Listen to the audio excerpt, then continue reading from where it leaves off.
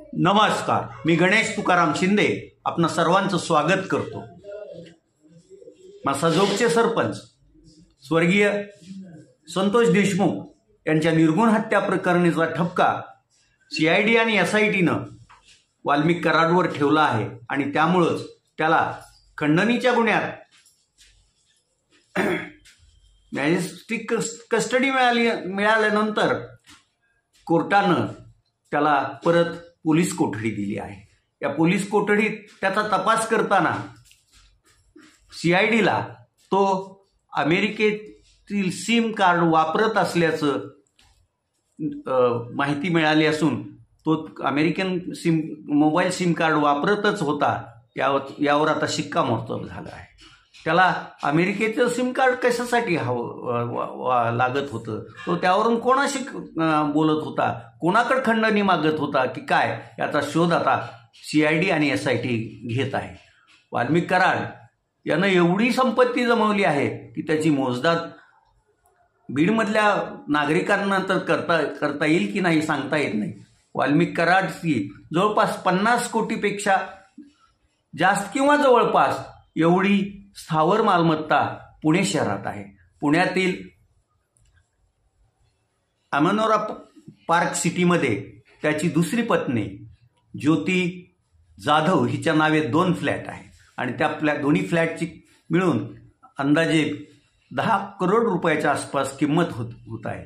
तर पहिली पत्नी मंजली वाल्मिक कराड हिच्या नावे पिंपरी चिंचवडमध्ये पण असेच 2 प्रशस्त आणि उच्चभ्रू सोसायटीत फ्लॅट आहेत आणि त्याचीही किंमत जवळपास 8-10 कोटीच्या घरात आहे।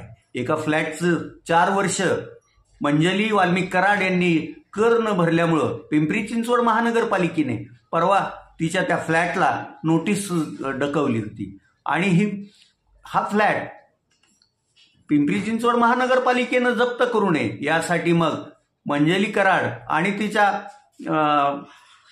कुटुंबाने काल पिंपरी चिंचवड महानगरपालिकेला 1,55,444 रुपये एवढा टॅक्स पण भरला आहे। या टॅक्सचा भरणा कोणी आणि कसा केला याचं काही हे कळलं नाही, पण अधिकृतरित्या त्यांनी ही टॅक्सची रक्कम पिंपरी चिंचवड महानगरपालिकेत भरली आहे। याचा अर्थ असा की कराड कुटुंबीय त्यांची मालमत्ता आणि वाल्मिक कराड याला वाचवण्यासाठी आटोकाट प्रयत्न करत आहेत आणि त्यांच्या या प्रयत्नाला कितपत यश येईल हे काळच सांगणार आहे। धनंजय मुंडे गेली 2 दिवस परळीत मुक्कामाला आहे। परळी शहरात त्यांनी काल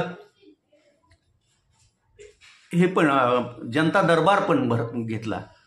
जगतमित्र कार्यालयात झालेल्या जनता दरबाराला तशी लोकही बऱ्यापैकी उपस्थित होते। मात्र धनंजय मुंडे तेथे आल्यामुळं परिस्थिती आता थोडी परळीमधली शांत झाल्यासारखं चित्र आहे असं दिसतंय। मात्र आज त्यातही अजून एक बीडला बदनाम करण्याचा कोण प्रयत्न करत आहे, काय आहे याचं उत्तर बीडकर शोधून काढतील हे नक्की। पण आज 2 जणांची हत्या बीड जिल्ह्यात झाल्याचं वृत्त आहे। ही हत्या कशामुळे झाली, कोणाची झाली, कोणी केली याचं शोध आता सध्या सुरू आहे आणि त्याची उद्या आज संध्याकाळपर्यंत माहिती पण बाहेर येण्याची शक्यता नाकारता येत नाही।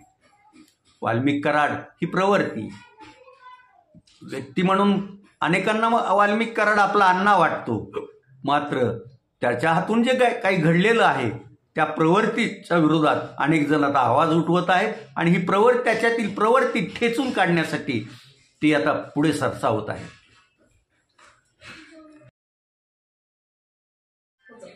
साडू हा वाघ आपल्याच परिसरात आजही वावरत आहे। त्याचे पावलाचे ठसे आणि हे काही सर्व वन विभागाला रामलिंग अभयारण्याचा पायथा आणि कारिनारी परिसरात आढळलेले पण आहे। मात्र अजूनही तो नेमका कुठं आहे याचा थांगपत्ता वन विभागाला लागलेला नाही। त्यामुळं वाल्मिकचा शोध मोहीम सुरूच आहे। आज संध्याकाळपर्यंत पण वाल्मिक वन विभागाच्या पथकाला नजरेस पडलेला नाही। त्यामुळं दहशतीच्या खालीच बार्शी आणि धाराशिव जिल्ह्यातील काही भागातील मंडळी आत्ताही आहे आणि अजूनही आहे।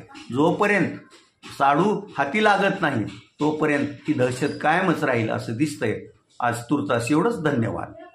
अनवधानानं या व्हिडिओत साडूच्या ऐवजी वाल्मिक असं 2 वेळेस नाव आलेलं आहे, त्याबद्दल क्षमस्व.